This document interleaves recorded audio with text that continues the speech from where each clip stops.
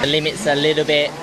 slower, and you can go at a slower pace and you get a bit more feeling from the rain tyres. And I already feel comfortable all day inside the top 3, but we need to be, P1 as much as possible, so try and find that pace tomorrow.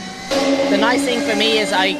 feel that I've already got my head around which direction that we have to go, and then it's just continue in, maybe 2 or 3 different